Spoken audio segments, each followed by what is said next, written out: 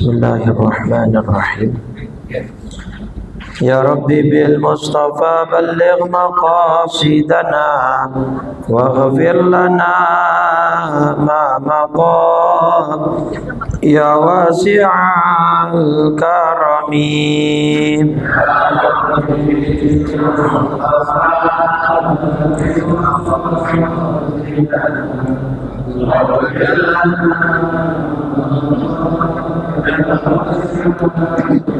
Lam yahtalim qattu taha mutlaqan abada wa ma tatha'aba aslan fi mada zamani.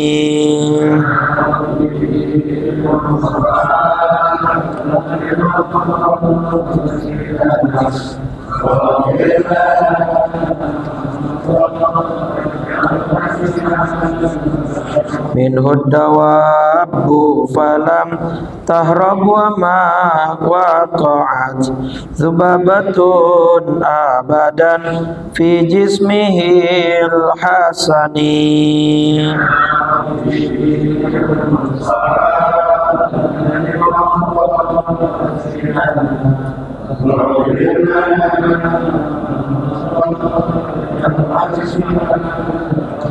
Wa qalbuhu lam yanam wal ainu qad na'asat wa la yura dhilluhu fi syamsi dhu fatini. Ya Rabbi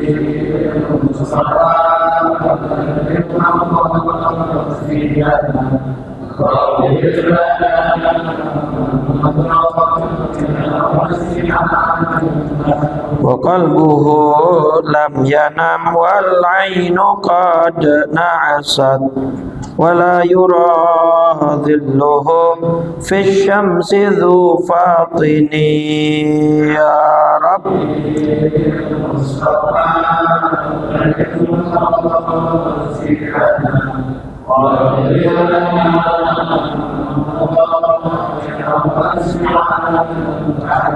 Allahumma salli wa sallim wa barik alaihi wa ala alihi.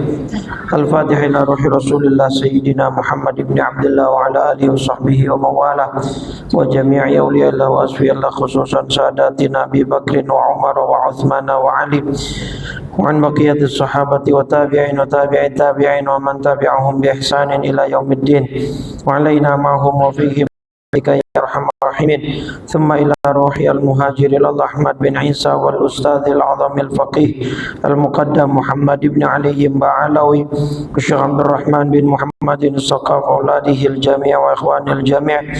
Thumma ila ruhi sahib al-ratib qutb al-irsyad wa ghawth al-ibad wal bilad al-habib Abdullah bin Alawi al-Haddad wa usulihim wa furu'ihim. Thumma mustari badawi Hanafi. Thumma ila Syekh Ahmad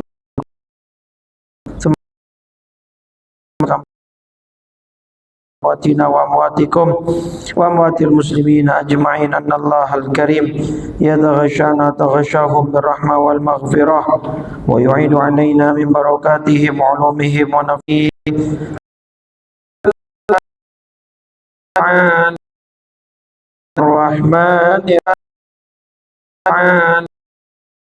Rahmanir Rahim Maliki ya iyyaka na'budu wa iyyaka nasta'in mustaqim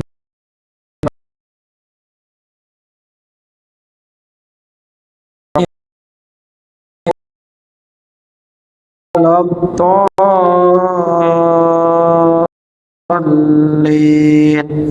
Amin. Bismillahirrahmanirrahim. Wal hadd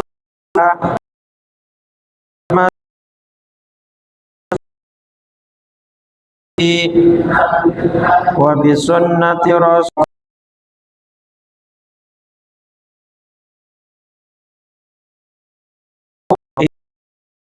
Assalamualaikum warahmatullahi wabarakatuh. Segenap pengurus jamaah dan Masjid Yaminul Amal, Bapak Ibu jamaah salat maghrib rahimakumullah. Alhamdulillah, Malam ini kita kembali membuka kegiatan taklim rutin kita yang kita laksanakan setiap pekan Rabu malam Kamis. Mudah-mudahan Allah memberikan kita kekuatan iman Islam untuk kita istiqamah, dan mudah-mudahan Allah pertemukan kita kembali dengan Ramadan tahun yang akan datang. Salawat teriring salam Nabi besar Muhammad sallallahu alaihi wasallam beserta seluruh keluarganya, para sahabat dan pengikutnya hingga yaumil qiyamah. Besar harapan mudah-mudahan kita termasuk umat Nabi yang kelak mendapat syafaatnya di yaumil qiyamah. Amin ya rabbal alamin. Di catatan saya hadis ke-7. Betul? Ya. Silakan dibuka halaman berapa yang megang kitab. Beda-beda ya. Pokoknya cari aja dah. Bab muraqabah, bab kelima, hadis ke-7 di bab muraqabahnya. Bismillahirrahmanirrahim. Qala Syekhul Muallif rahimahullah wa adaman naf'a bihi wa bi barakati ulumihi wa bikum fid daraini amin. Radhiyallahu ta'ala anna wa ankum. As-sabi'u an Abi Ya'la Shaddad bin Aus radhiyallahu ta'ala anhu. Hadis dari Abu Ya'la Shaddad bin Aus, semoga Allah meridainya, anin Nabi sallallahu alaihi wasallam, dari Nabi besar Muhammad sallallahu alaihi wasallam, qala, beliau bersabda, al-kayyisu man dana nafsahu wa amila lima ba'dal mauti wal ajizu man atba'a nafsahu hawaha wa tamanna 'ala Allahil amaniyya. Rawahu Tirmidzi wa qala haditsun hasan. Hadis Tirmidzi nomor 2461. Masih tentang bab muraqabah. Muraqabah itu pengawasan bahasa kita. Jadi kita selalu merasa diawasi oleh Allah. Hadis ini dari Shaddad bin Aus dari Nabi Muhammad SAW bersabda, al-kayyis, kayyis itu orang yang cerdas. Al-kayyis orang yang cerdas siapa? Mandana nafsahu, orang yang bisa menekan atau mengendalikan nafsunya. Wa amila, dan dia beramal lima ba'dal mauti, dia beramal untuk hari setelah kematian. Itu namanya orang cerdas. Dia bisa mengendalikan nafsu dan dia beramal untuk hari setelah kematian. Ya, nafsu itu suatu fitrah yang Allah memang titipkan di diri manusia. Dan nafsu itu potensinya dua. Dalam surat apa? Asy-Syams, wa nafsi wa ma sawwaha. Ya, surat 91, surat Asy-Syams di ayat dari 7. Wa nafsi wa ma sawwaha. Dan jiwa atau nafsu serta penyempurnaan ciptaannya. Fa'alhamaha fujuraha wa taqwaha. Jadi potensi nafsu itu dua. Ya, fujur atau menjadi yang fajir, orang yang suka maksiat, dan takwa. Nah, ini dua potensi nafsu. Jadi bisa nafsu itu cenderung atau condong kepada kejahatan atau kefajiran, kefujuran, dan yang kedua ketakwaan. Maka qad aflah, sungguh beruntung orang yang menyucikan nafsunya itu. Wa qad khaba man dassaha, dan sangat merugi orang yang mengotorinya.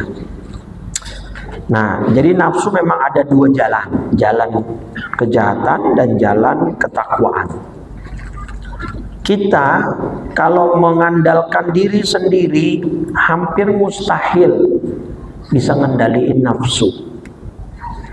Seperti yang sudah sempat atau beberapa kali saya singgung. Misalnya Bapak Ibu, ini ilustrasi dari Imam Ghazali. Bapak Ibu bertamu ke rumah seseorang. Kebetulan ada anjing penjaga di rumah itu. Anjing penjaga itu kan sudah dilatih akan mode menyerang atau menggonggong kepada orang asing yang dia nggak kenal. Maka begitu ibu mau masuk atau bertamu, bapak ibu digonggongnya, bahkan sudah mau menyerang, beruntung terhalangi oleh pagar misalnya. Nah misalnya ibu bapak tetap harus masuk nih ke rumah itu, artinya mau bertamu kok. Apa yang bisa diupayakan? Atau cara apa yang terbaik untuk mendiamkan gonggongan si anjing? Gimana caranya?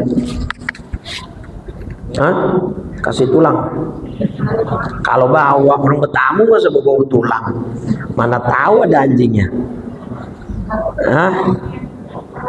Yang paling tepat, yang paling efektif adalah panggil yang punya, telepon, WA, kayak buruan keluar gitu. Atau misalkan ini gedor terus aja, iya nggak? Kalau yang punya sudah keluar, anjing itu otomatis diam nggak? Otomatis. Nah, nafsu kita Bapak Ibu itu seliar anjing kalau boleh diibaratkan, kata Imam Ghazali. Nah, sayangnya kita bukan pemilik nafsu itu, kita hanya dititipkan. Paham? Nah, jadi kalau lagi liar, kita nggak bisa ngendaliin karena bukan punya kita. Kita cuma dititipin. Nah, yang bisa ngendaliin yang punya. Yang punya siapa? Allah. Maka di hadis Muslim nomor 2722, doa yang diajarkan oleh Nabi, Allahumma ati nafsi taqwaha. Tuh kan tadi kan surat Asy-Syams, bahwa jalan nafsu itu ada fujur, ada takwa.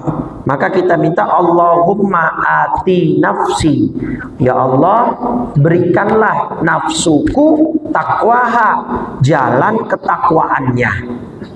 Tuh ya, kita minta dibimbing takwa kita, nafsu kita oleh Allah. Ya, hadis doa ini ada di hadis Muslim 2722. Allahumma ati nafsi taqwaha wa zakkiha. Karena tadi kata Allah, qad aflaha man zakkaha, sungguh beruntung orang yang menyucikan itu, menyucikan jiwanya, nafsunya itu. Maka kita minta sama Allah supaya nafsu kita disucikan oleh Allah, dibantu. Maka wazakkiha, ya Allah sucikanlah nafsu itu. Anta khairu man zakkaha, karena engkau adalah zat sebaik-baik yang menyucikan jiwa. Karena kami nggak punya daya dan upaya. Kenapa anta?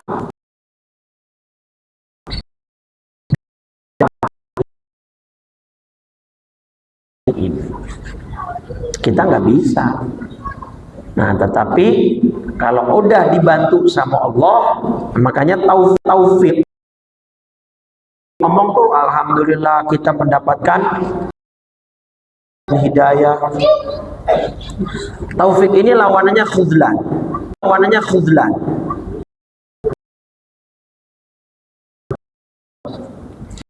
Taufik ini definisinya ya khalqullah lit, ya, jadi Allah menciptakan kemampuan untuk ketakwaan atau ketaatan. Jadi kemampuan untuk taat itu namanya taufik. Berarti dapat taufik malam. Karena alhamdulillah semuanya hadir pembukaan pengajian ini, gitu kan? Yang saya kira kali jangan-jangan kagak ada yang ngaji, orang besok libur, puncak semua. Ini takutnya gitu ya, nggak tahu. Alhamdulillah ini kurang lebih ada 1000 Iya, alhamdulillah, itu namanya kemampuan untuk taat, itu namanya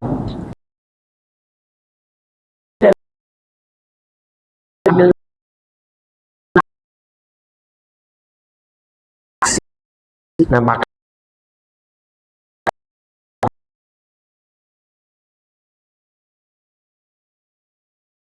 kemampuan untuk melaksanakan taufik, kemampuan untuk melaksanakan taufik. Kita yang merupakan atasannya dan orang penting di dalam kerajaan Mesir saat itu, si Nabi Yusuf alaihi salam itu sudah hampir juga terbawa suasana. Surat Yusuf surat 12 ayat 24, Allah berfirman, walaqad hammat bihi wa hamma biha. Sungguh yang perempuan itu telah berkehendak kepada Yusuf, karena emang dia yang pengen, dia yang ngejebak. Laki normal sebagai manusia punya nafsu. Nabi Yusuf berduaan di dalam kamar, wanitanya sudah tidak berpakaian dan seterusnya.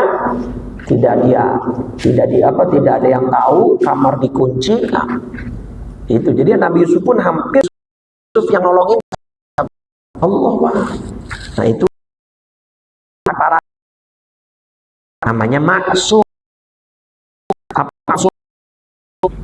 Maksud itu terpelihara, terjaga dari perbuatan jadi yang jagain langsung Allah tuh para nabi. Kalau kita nggak maksum, Pak. Jadi kalau kita ada di kondisi dan situasi seperti kayak Nabi Yusuf itu tadi, kira-kira bagaimana?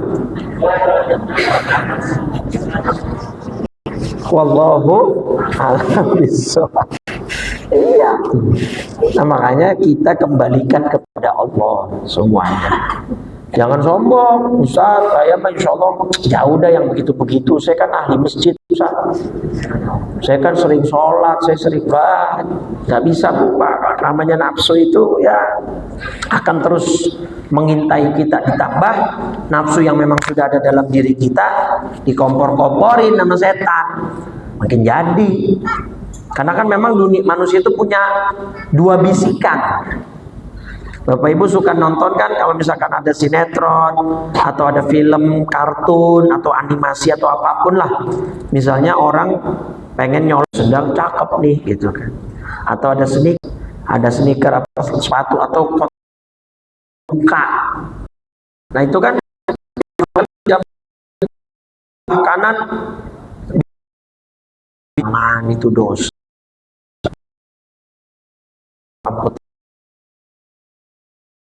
Jika sudah dalam manusia potensi itu gitu ya, nah kan yang kanan bisikan malaikat. Nah, ini dia ya di dalam hadis Tirmidzi bahwa innal syaitani lamatan.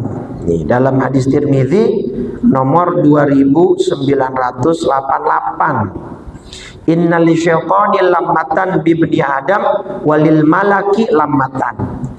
Jadi setan. Jadi setan punya celah bisikan ke manusia, juga sama punya bisikan ke manusia. Ada orang ragu pengen berbuat jahat, itu berarti bisikan malaikatnya masih cukup kuat atau diajakin kemana gitu ya. Jadi itulah potensi nafsu yang ada di dalam diri manusia. Makanya di hadis tema kita malam ini, orang yang bisa mengendalikan nafsunya namanya kayis. Kayis itu artinya cerdas. Kenapa disematkan label cerdas oleh Nabi? Karena nggak semua orang bisa ngelola hawa nafsu. Apalagi zaman sekarang, Bapak Ibu, kalau kita lihat berita itu udah ngelus-ngelus dada ada kita, geleng-geleng. La haula wala quwwata illa billah. Ada anak perempuan, ya Allah, digagahi ayah kandung, kakak kandung, ama paman. Kan gila itu, Pak. Udah di luar nalar sekarang kasus-kasus semacam itu. Ada lagi kemarin juga putri anak tiri Oh ini anak tiri, jadi bapak sambungnya yang ngelakuin.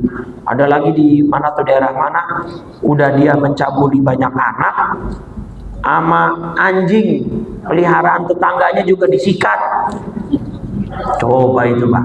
Lah iblis juga geleng-geleng Pak. Lah iblisan dia. La haula wala quwata illa billah. Tuh Pak, nafsu manusia tuh udah. Makanya pantas dan memang benar emang Allah yang nyiptain kita. Allah bilang kan, ulaika kal an'ami bal hum adall. Ketika manusia tidak dapat mengontrol hawa nafsunya, mereka bisa lebih hina daripada binatang ternak. Binatang ternak Pak masih menghasilkan apa? Manfaat.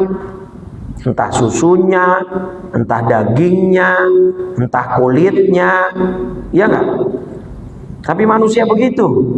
Ini makanya ayat itu begini bunyinya Bapak Ibu. Sudah disinggung dari awal ayat surat Al-A'raf surat 7 ayat 179. Walaqad zara'na li jahannama katsiran minal jinni wal ins.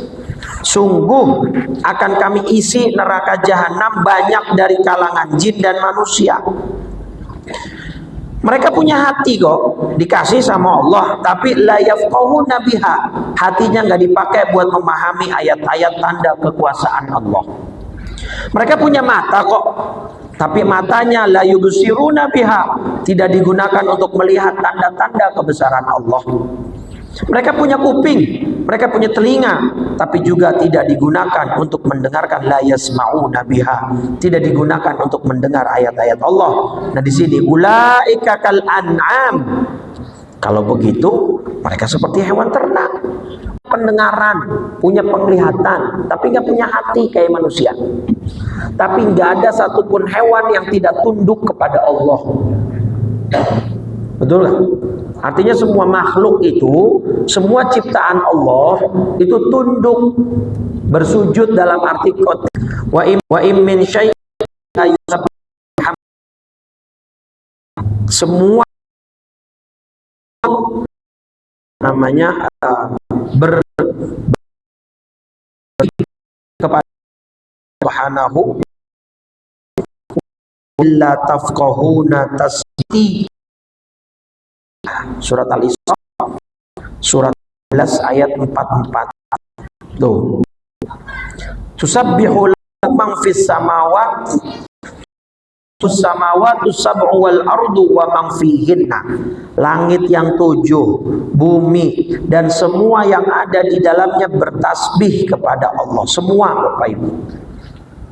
Dan tidak ada satupun melainkan bertasbih dengan memuji Allah. Hanya saja la tafqahuna tasbihahum, kamu tidak mengerti tasbih mereka.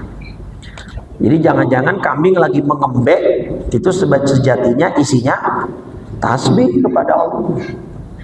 Sapi lagi ngemok itu juga lagi bertasbih kepada.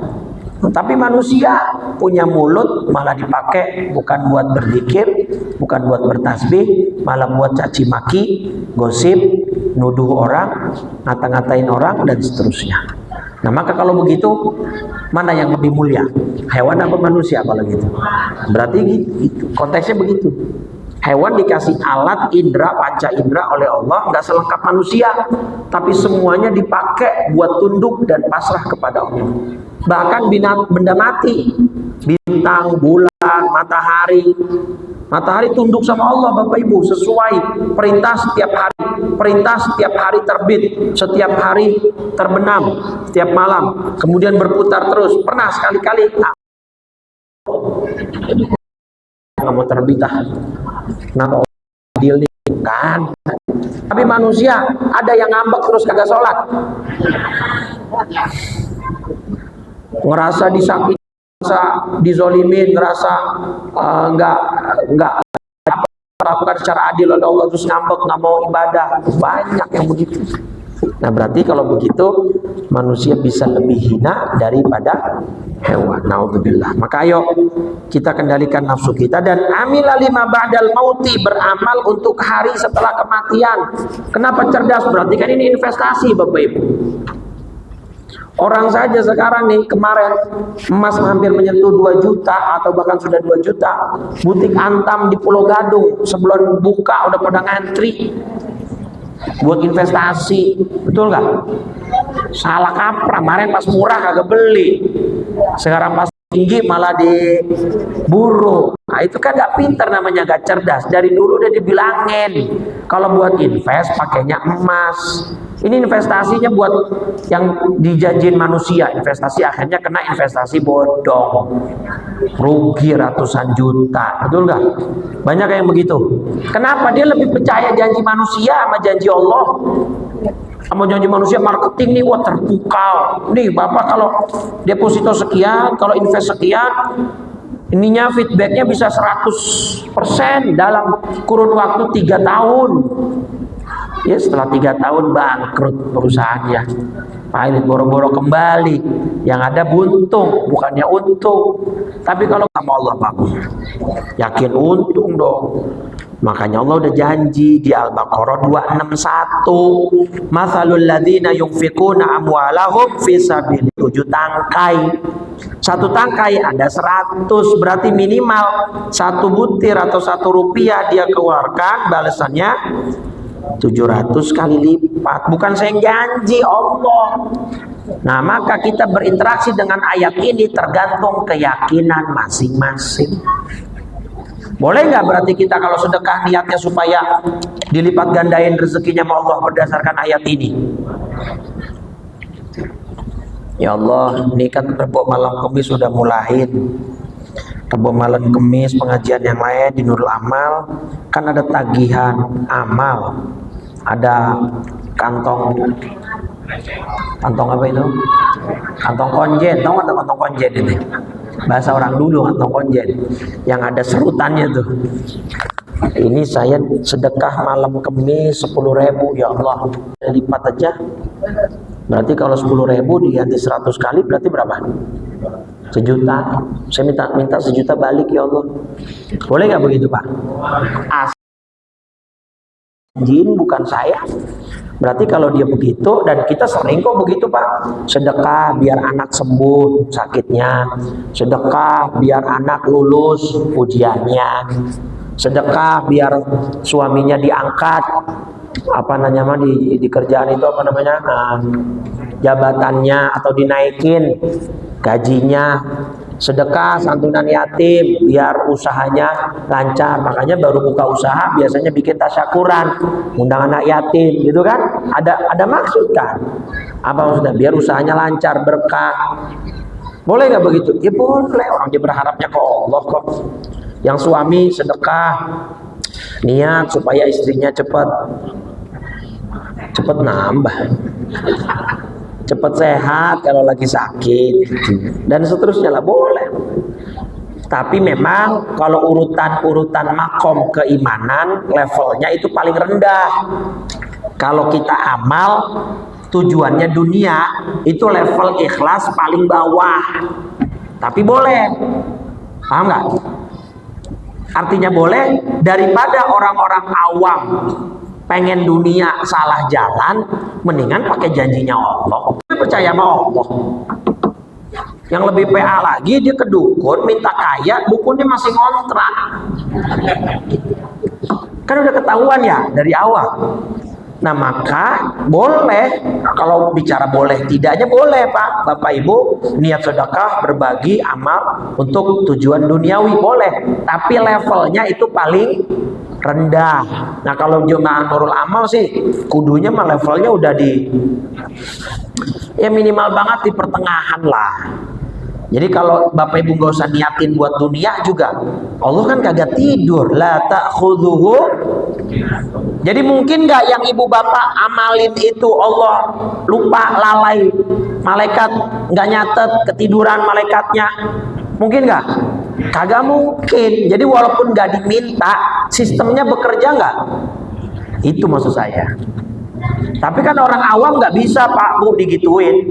Apalagi orang-orang yang Islamnya masih abangan, yang dia butuh masih sifatnya itu transaksional. Kalau gua Islam nih, gua jalanin perintahnya, emang gua dapat apa sih gitu kan?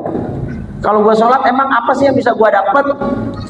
Masih banyak Pak Bu orang awam yang begitu. Ibadahnya itu masih dalam level transaksional antara dia dengan Allah.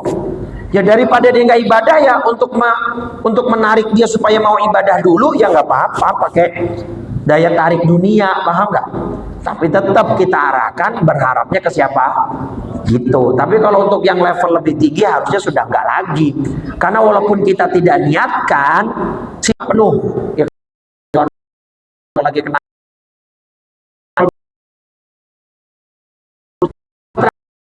pun tetap terpotong 500, tetap ada potongan itu enggak? Walaupun jam 12 malam, apa sistemnya tidur? Enggak, tetap akan ada potongan, itu sudah sistemnya bekerja di setel begitu. Ada enggak?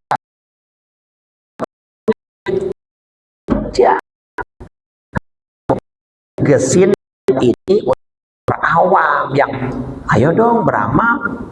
Lalu mau kaya, nah ini udah lo udah janjiin, ada ayatnya gitu. Berarti itu levelnya paling bawah. Nah kalau kita kan ini tadi makanya kita dikatakan cerdas, 5 ba'dal mauti. Saya itu beramal nggak cuma buat di dunia, juga buat setelah saya mati. Itu yang saya pengen iniin gitu loh. Ya di dunia ya pengen juga, gitu. Tapi nggak usah diniatin. Nah itulah orang cerdas. Jadi kita punya investasi buat akhirat, gitu ya. Wal ajizu, dan orang bodoh, orang yang lemah adalah man atba'a nafsahu hawaha, orang yang mengikuti ya nafsunya, atau nafsunya kalah, dirinya kalah dengan hawa nafsunya. Jadi hawa nafsunya terus merongrong dia, nggak sholat, maunya maksiat, udah dapat gaji yang halal masih kurang, akhirnya pakai yang haram, dia ngambil dengan cara yang haram. Itu orang bodoh namanya, orang lemah. Kenapa? Karena dirinya dikuasai oleh pengen ngaji males, kalah, nggak ngaji. Pengen baca Quran males, kalah, nggak baca lagi. Ulama dulu Pak, saking nggak mau kalah sama hawa nafsu, itu tidurnya sedikit Pak. Bukan menzolimi dirinya, bukan menzolimi hak tubuhnya, enggak, demi dalam rangka berlatih melawan hawa nafsu. Tidur paling cuma 4 jam, 3 jam, 5 jam paling banter. Kita mau tidur segitu pusing, betul nggak? Kurang tidur kita puyeng, kelebihan tidur, kebanyakan tidur lemes. Gitu itu manusia tuh. Emang yang cocok itu khairul umuri awsatuha, sebaik-baik urusan itu yang tengah-tengah, yang proporsional. Jadi tidur juga pas-pas aja, nggak, jangan kurang. Karena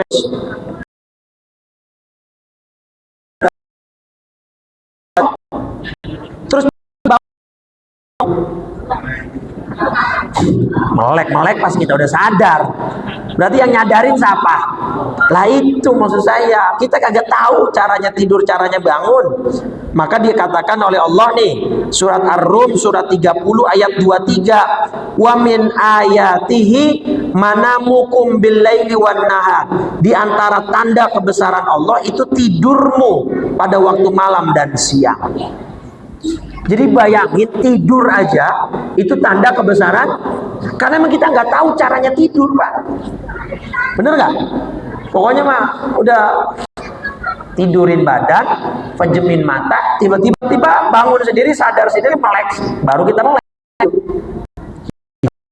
Tanda kuasa Allah. Jadi jangan remehin, tidur itu tanda kekuasaan Allah. Maka kalau ada orang lagi taklim tidur, berarti dia sedang menunjukkan kekuasaan. Ya, maksudnya berapa banyak tidur kecuali dengan bantuan obat. Mak bersyukur gak kita bisa tidur nyenyak Pak Bu? Pules, nempel kasur udah langsung, waduh. Bahkan Bu, Pak, obat semahal apapun, kalau pasiennya kurang istirahat, kurang tidur, obatnya bekerja maksimal nggak? Enggak. Pasti kata dokter, Pak, Bu, minum obatnya yang jadi maksimalnya kerja obat itu dibantu dengan istirahat tidur. Tuh, makanya dikatakan besar caranya tidur, Bapak Ibu. Lah kita nggak tahu kok cara tidur kita nggak paham, mekanisme bangun juga kita nggak paham. Pokoknya bangun, semuanya cara bangun aja dia nggak paham. Kok ada manusia sombong, nggak mau menyembah Allah, gitu kan? Ngatur, ya siapa ya Allah. Tidur malam dengan tidur siang pun kualitasnya sama atau beda? Tanya semua dokter, seluruh dokter dunia pasti bilang beda. Lebih bagus tidur malam, walaupun tidur siangnya cukup nih, misalnya nih 8 jam. Kenapa? Karena tidur malam salah satu gunanya di hormon tubuh kita, di tubuh kita ada hormon namanya melatonin. Itu fungsinya untuk meregenerasi dan mengganti sel-sel yang rusak atau mati. Jadi orang yang istirahatnya cukup dengan yang tidak, itu maka secara data base medis lebih panjang umur yang istirahatnya cukup. Terlepas dari takdir ya, kalau kecelakaan, kalau apa itu mah beda urusan. Ini tapi kalau kan salah satu definisi kematian itu apa sih Bapak Ibu? Definisi kematian itu rusaknya tubuh, ya enggak? Pasti ada sebabnya kan? Kecelakaan, misalnya kecelakaan, bukan gara-gara kecelakaan dampak, palanya lah kebentur, berarti kan rusak palanya, kan? Atau berarti rusak hatinya, tubuh. Jadi rusaknya tubuh. Nah, untuk sampai maintenance lupa, makanya ada pola hidup sehat. Nyambung gak nih? Terlepas dari takdir, makanya tubuh itu perlu dijaga kesehatannya, karena kematian itu salah satu definisinya adalah rusaknya tubuh. Nah, secara alamiah rusaknya tubuh itu ada masa waktunya, kayak benda gitu kan, rusak usang itu kan ada masanya. Ya ini misalkan HP tahannya secara pabrikan diklaim 10 tahun bertahan. Ya kalau dihancurin pakai palu ya baru beli juga udah langsung hancur kan gitu. Tapi kalau dijaga, dirawat, dipakein casing, dipakein screen protector, dijaga, dirawat betul, kan bisa tahan awet. Tubuh juga begitu. Kalau makannya sembarangan, seblak tiap hari.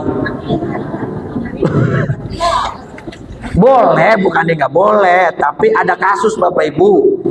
Kasus gara-gara seblak. Itu di mana? Di Tangerang apa di apa ya? Ada Bu, kasusnya belum lama nih. Ya awas, jangan kebanyakan makan seblak tuh. 8.000 remaja di Karawang terkena anemia akibat terlalu sering makan seblak dan bakso. Ini berita 2025, 20 Januari. Baru berapa bulan berarti? Januari, sekarang Mei. Mei, besok Mei kan? Baru 3-4 bulan. Jadi ada semua faktornya. Jangan bertingkah, Ustaz, mati aja, makan menikmatin aja. Ya nggak boleh begitu. Lah kalau memang begitu makannya minumnya racun. Kalau mati mau urusan Allah, Ustaz. Dah. Paham nggak maksudnya? Tetap harus dijaga, diikhtiarkan. Saya punya salah satu santri Al-Ihya, waktu saya lebaran, bukan lebaran kemarin, lebaran tahun lalu, itu di daerah, saya lupa nama daerahnya apa, dekat Maos. Umurnya itu udah 102 tahun, masih kuat nyangkul, nandur sendiri, jalan ke sawah sendiri, mata masih awas, nggak pernah operasi katarak, 102 tahun. Pas ditanya sama anak-anaknya, Bapak jarang makan goreng-gorengan, seringnya makannya yang direbus, nasi pun nggak begitu banyak. Ya kalaupun banyak diimbangi dengan kegiatan fisik yang juga kan gini, nasi itu kan mengandung gula atau gula-gula yang lain, itu kan sebenarnya nggak apa-apa kalau kita makan asal dikeluarin dengan aktivitas. Ini yang kebanyakan sekarang banyak orang kena gula, anak-anak muda makan minumnya yang manis-manis, kagak olahraga, kagak ada kegiatan fisik. Orang zaman dulu makan ngontel, nyangkul, betul nggak? Jadi apa yang gula diserap tubuh keluar lagi melalui energi, jadinya imbang, nggak jadi tumpukan gula gitu. Ya, jadi pesannya jangan sering-sering makan seblak. Boleh, cuma jangan tiap hari. Ya, itu orang yang lemah adalah orang yang jiwanya kalah dengan hawa nafsunya. Wa tamanna 'ala Allahil amaniyah, tapi berharap sama Allahnya terlalu tinggi. Itu orang bodoh. Maksudnya berharap kepada Allah gini, ibadah kagak mau, maksiat terus sering jalan, dosanya banyak bertumpuk, taubat kagak pernah, nyesel juga enggak, harapannya masuk surga. Itu ibarat orang kagak kerja tapi pengen kaya. Bodoh gak tuh orang begitu? Nah itu akhirnya tulul amal, panjang angan-angan, kerja kagak, usaha kagak, malesnya iya, tapi ngayalnya tuh coba ya gue punya duit kayak Raffi Ahmad, sampai kiamat juga gak bakalannya. Itu namanya orang bodoh. Sama, ibadah kagak mau, dosanya banyak bertumpuk, nggak pernah taubat, dinasihatin kagak dengerin, tapi harapannya masuk. Itu namanya ajiz, orang yang lemah atau orang yang bodoh. Nah, maka mudah-mudahan kita tidak termasuk yang ajiz, kita mudah-mudahan termasuk yang kayis, yang cerdas. Amin ya rabbal. Nah, salah satu buktinya Allah berikan kita taufik, berarti kita cerdas untuk mengelola waktu. Kita bisa hadir di kajian atau ta'lim perdana kita pada malam hari ini. Alhamdulillah. Baik, kita buka salam ahlul baitnya. Mudah-mudahan istiqomah Allah berikan kita kekuatan, kemampuan untuk terus ya beribadah dengan berbagai macam varian ibadahnya, baik yang wajib ataupun yang sunnah, dan mudah-mudahan Allah berikan istiqomah sampai akhirnya kita wafat dalam keadaan husnul. Bismillahirrahmanirrahim. Assalamualaikum ya Rasulullah. Assalamualaikum ya Aba Fatimah. Assalamualaikum ya Jaddal Hasan. Assalamualaikum ya Jaddal Husain. Assalamualaikum ya Jadda Zainab. Assalamualaikum ya Sayyidah Fatimah binta Rasulillah. Assalamualaikum ya Ummal Hasan. Assalamualaikum ya Ummal Husain. Assalamualaikum ya Umma Zainab.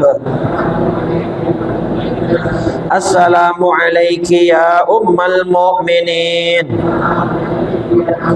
Ya Sayyidah Khadijah binta Khuwailid. Assalamualaikum ya Umma Fatimah. Assalamualaikum ya Umma Rasulillah. Ya Sayyidah Aminah binta Wahbin. Assalamualaikum ya Amirul Mu'minin. Ya Ali ibn Abi Talib. Assalamualaikum ya Abul Hasan. Assalamualaikum ya Abul Husain. Assalamualaikum ya Aba Zainab. Assalamualaikum ya Ummat Muhammad fi masyariqil ardi wa magharibiha. Al-ahya'i minkum wal amwat wa rahmatullahi wa barakatuh. Afdalu ma qultuhu ana wan nabiyyuna min qabli. La ilaha illallah. La ilaha la ilaha Muhammadur Rasulullah sallallahu alaihi wasallam kalimatu haqqin 'alaiha nahya wa 'alaiha namut wa biha nub'atsu insyaallah taala minal aminin. Allahumma ati nufusana taqwaha wa zakkiha anta khairu man zakkaha anta waliyuha wa maulaha bi rahmatika ya arhamar rahimin. Ya muqallibal qulub tsabbit qulubana 'ala dinika wa ta'atik. Ya muhawwilal hawli wal ahwal hawwil ahwalana ila ahsanil hal. Allahumma inna nas'aluka husnal khatimah wa na'udzubika min syarril 'aqibati wa su'il khatimah. Rabbana atina fid dunya hasanah wa fil akhirati hasanah wa qina adzaban nar. Wa sallallahu ala sayyidina Muhammadin wa ala alihi wa sahbihi wa sallam. Walhamdulillahi rabbil alamin. Subhanakallahumma wa bihamdika asyhadu an la ilaha illa anta astaghfiruka wa atubu ilaik. Wal 'afwu minkum. Assalamu alaikum warahmatullahi wabarakatuh.